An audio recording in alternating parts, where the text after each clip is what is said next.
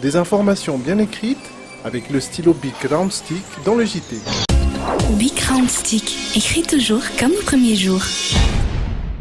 Indomie, ilay paty be mpankafy indrindra ranotany. Dia hiaraka hankafy ny paty Indomie eto am-panaranany le JT.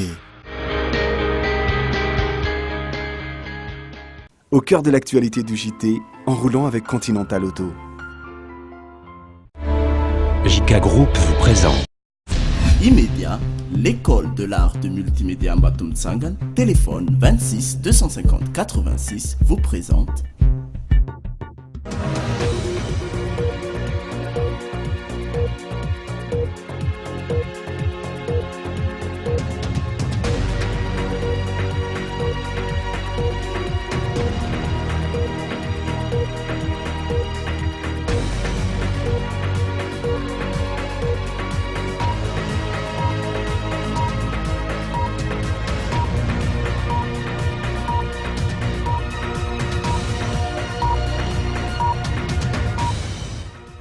Miarabantsika rehetra tonga soa ato anatin'ny logité alarobia faraika amin'ny roapolo ny volana aogositra isika androany dia iresaka tony mazatra ny vaovao politika, ny vaovao sosialy, ny trangam-piarahamonina, ny fanatanjahantena, ny vaovao hafakely sy ny vaovao ny kolontsaina isika ireto avy ny lohatentsika androany.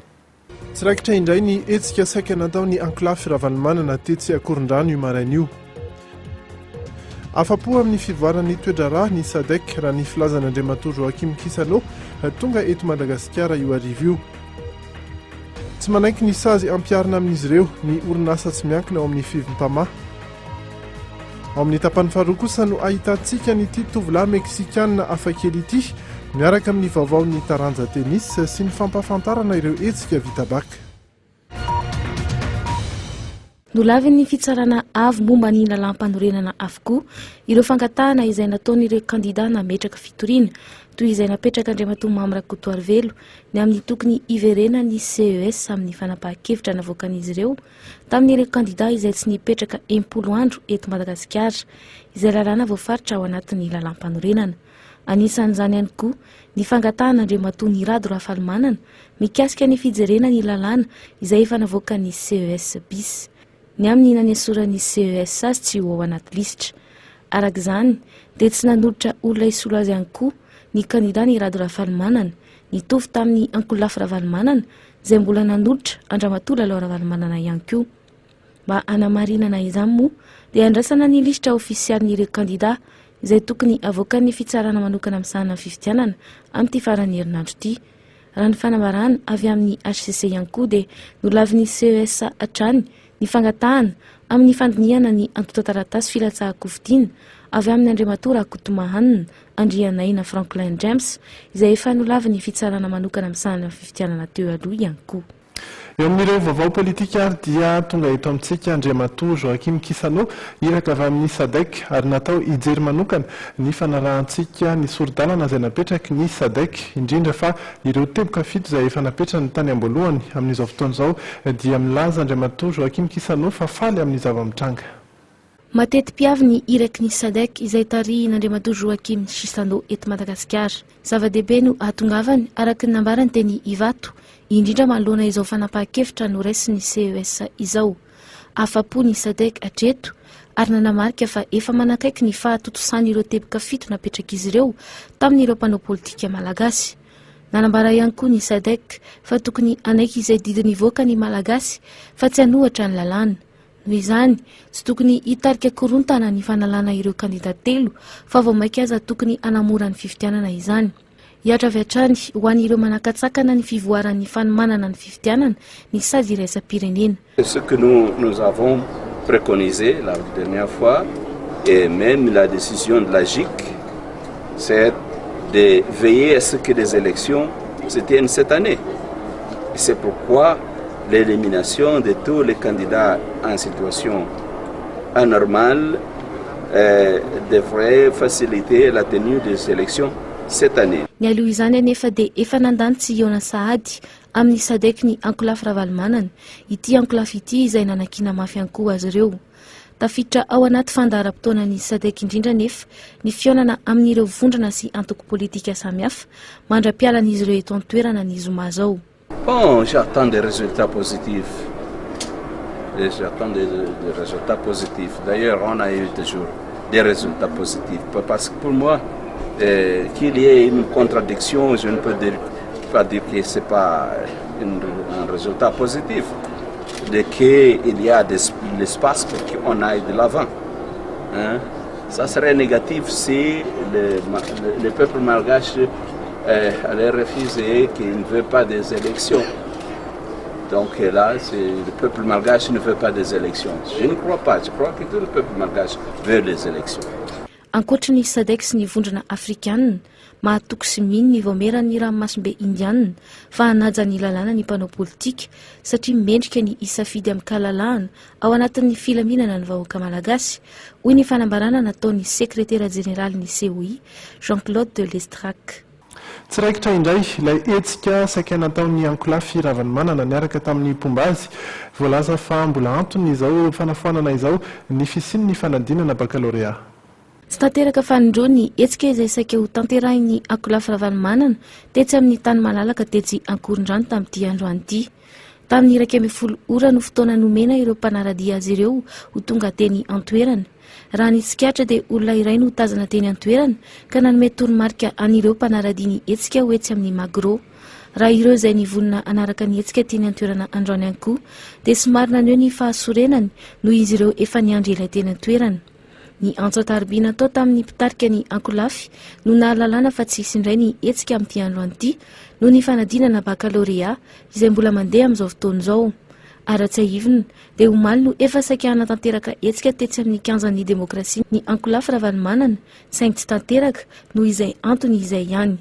Ny taratasy izay efa nalefan'ny Ramatoalalao Ravalomanana omaly no efa nilaza fa miandry ny fahavitan'ny fanadinana baccalauréat vao hisindray ny hetsika. Raha ny fanazavana izay nentin' Andriamatoa Mamy Rakotoarivelo kosa mikasika ny hetsika izay saika ho atao amin'ity androany ity ihany dia ny hoe tsy afaka miandry ny lalam-pirenena nefa tsy atao izay ahafatin'ny reniny ary tsy atao ihany koa izay ahafatin'ny zanany.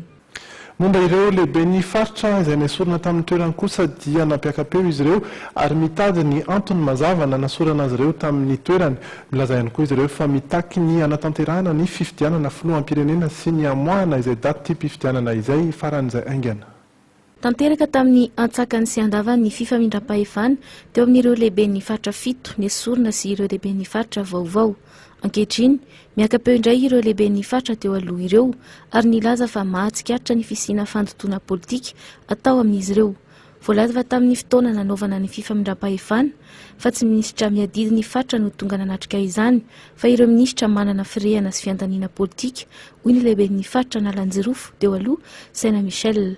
Hatramin'izao mbola mangataka izy ireo ny pirofo sy ny antony nanesorana azy izay nolazainy hatrany fa tsy ara-dalàna. Ho azy ireo tokony ho ireo lehibe ny faritra 12 mihitsy no niesorina fa noho ny fiandaniana politika no mahatonga izao toetra raha izao, izany hoe ny tsy maheo amin'ny toerana nisy azy ireo intsony. Nolazain'izy ireo fa tsy nahavita fifidianana ny fitondrana kanefa efa taona no nanomanana izany. Izy ireo anefa dia tao anaty fitondrana ihany koa ary isan'ireo tsy nahavita fifidianana mandraka ankehitriny. Namely mafy ny fitondrana izy ireo arak'izany ary mitaky ny famoahana daty mpifidianana farak'izay haingana indray noho ny didy izay efa navoaka ny CES. Mikasika izay fifidianana izay ihany dia ny vaomiera KMF Knoe anisan'ny voalohany teo amin'ny fanaraha-maso ny fifidianana teto Madagasikara dia mitohy maneho ny heviny ihany koa mikasika ny fanapahan-kevitra noraisy ny CES. Maro amin'ireo tompona andraikitra ara-politika isanjokajiny no tsy nankasitraka loatra ny fanapahan-kevitry ny CES safarany teo.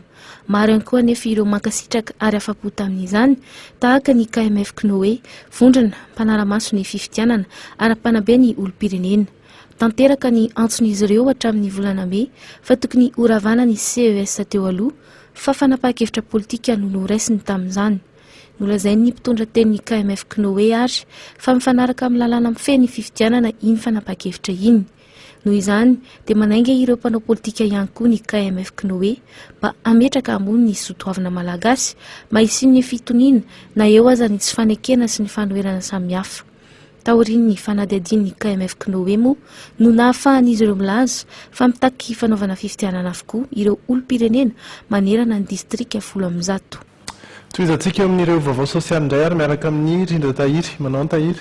Miaravandrija miaravany fijery ihany koa. Mikasika ny fidiram-pianatra izay efa manakaiky hatrany dia misy ny fanolorana fitaovam-pianarana ny ministera. Efa manomboka dian'izao ny fitsinjarany ireo fitaovana izay voarainy ministera ireo ho any amin'ireo draina manerana nosy vao andiany voalohany no tonga omaly saingy mbola samy azo izany avokoa ny faritra rehetra rehefa tonga ihany koa ny andiany faharoa amin'ireo fitaovam-pampianarana ireo. Fari-piadidy mpampianarana miisa 410 manerana nosy no anapariana amin'ny fitaovam-pampianarana natolotra ministera fanabeazam-pirenena omaly. Ny 720 aogositra lasa teo ny tokony nanomboka ny fitsinjarana ireo fitaovam-pampianarana ireo. Saingy noho ny fandaminana dia atomboka amin'ny alatsinainy izao indray. Sekolim-panabeazana fototra miisa 2,4 manerana nosy no azo tombotsoa amin'izany ary ireo ankizy avy amina fianakaviana sahirana no tena ivo izao fanampiana izao. Ny fienana isa-taona ny tany ireo ankizy manohy fahalalana eny amin'ny ambaratonga fototra no nampirisika hatrany ny vondrona Eoropeana miaraka amin'ny UNICEF sy ny fanjakana Norveziana hampitombo sy hanatsara ireo fitaovam-pianarana ireo. Izany dia mba handrisihana ny mpianatra atody ny taona fahadimy voalohany. Efatra faingo iray tapitrisa ny isan'ireo fitaovam-pianarana ireo mizara andiany roa ny fahatongavana eto amintsika raha ny fantatra. Anisan'ny mbola niteraka resabe ihany koa ireo orinasa tsy miankina tsy nanaiky ny andohetra. Ao anatin'ny fampiresahana amin'ireo fitantanana ny hetra eto amintsika ireo mpandraray izay mivondrona ao anatiny izay fivim-pamaha izay raha mikasika ny tsy nandoavan'ireto farany hetra moa no tena antony olana teo aloha. Efa niverina nandohetra nanisany mpandrarany etitra nanomboka tamin'ity volana ity ireo mpandrara malagasy mivondro anatin'ny fivim-pamaha izay nanaitsika fanairana ka nanangona rehetra tamina konty iray nitambarana ny volana Jolay lasa teo. Saika ny ampahatelon'ireo mpandrara malagasy no nanariky ny hetsika fanairana iny araky ny fanamafisan'ny foloan'ny fivondronan'ireo mpandrara malagasy Andriantsora Andremifidimanana izay nanambarana teo fa nisy ako ny tanany fidiram-bola ny fanjakana ny hetsika matoa nandrangaranga sazy ho an'ireo mpandrara ny Italie Générale ny hetra. Zay zany fa manao fandaminana miaraka amin'ny direction générale fa dia teo zay valiny fa ngamba ny fanairana nataonay tsy tokony misy sazy mbola hitoy ve tsy mitohitsony izy zany amin'ity volana ity dia samy manao ny azy any anaty centre fiscal daholo misy azy isan'andro ihany dia mandeha ara-dalàna amin'izay. Na izany aza dia namafisy ny foloan'ny fivim-pamaha fa mitona sy mampirisika ny olona rehetra tsy ankanavaka andohetra izy ireo. No azavaintsora Andremifidimanana fa tsy nisy ambadika politika sy ny kendry ny anakirotanana ny firenena sy ny fidiram-bola ny hetsika nataon'izy ireo iny fa natao mba hanairana ireo mpitondra fanjakana mba hoany amin'ny lalana izay tokony andehanany dia ny fampandrosoana no andanina ny hetra izay alohany tsirairay. Atao hoe tratra sy tsy tratra tsy izay mihitsy ny tena resaka amiko ny zavatra izy dia ny fampatsahivana ny olona indrindra mpitondra fanjakana mitatana ny ara-bola rehetrarehetra fa tokony hijery ny zavatra averina ho aty amin'ny firenena mihitsy ho averina ho an'ny vahoaka izay mpandohetra fa raha ohatra tsy mazava tsy misy pioriny sécurité eto amin'ny tanàna tsy misy pioriny fanamboarana ny lalana ao anatin'ny vola tambo izay alohantsika na ny fandaovana lasantsiny iny tsy misy zavatra mazava mihitsy raha ohatra tsika hanao zavatra tsy ara-dalàna foana tsy misy zavatra fantatra dia vao mainka no miletika tsy satria raha manana mazava ny tanjona ho alehanao anatin'ny fiainanao ray manontolo dia tonga ianao dia tokony azoto daholo ny olona andeha ho any amin'ilay lalany. Hotohizantsika ihany ireo vaovao samy hafa afaka fotoana fohy fa zao aloha sika hiaraka ilalao amin'ny bika ny tamin'ny omaly mazava loatra ny valin'ny fanontaniana ny hoe iza no filoham-pirenen'ny Rosia amin'izao fotoana izao dia Vladimir Poutine no valiny marina ary io tovavy indray no mahazo ny loka raha mpitso anao dia afaka mandalo ety amin'ny Dreamina maka ireo lokanao iray ireo loka ireo ihany koa no azony izay tsara vitana ka mahavaly ity fanontaniana ity androany ny amin'ny androany ary dia ny hoe firikilao ny olona lehibe indrindra eto an-tany dia ireo ny safidy ho antsika misy ny 10,6 kilao ve sa 17 kilao sa 17 kilao afaka valinao ireo fanontanian'ireo eo amin'ny Facebook afaka mampiasa ihany koa ianao ny hashtag LeJT bika eo amin'ireo tambajotra hafa dia izay ary no fotoanantsika afaka fotoana fohy mbola iresaka ny vaovao avy anivelany ihany sika azahoanareo ihany koa vaovao momba izay fanontaniana izay misy ihany koa ny vaovao hafa kely ny vaovao ny fanatanjahantena ary ireo vaovao sosialy ao ireny tokambarotra.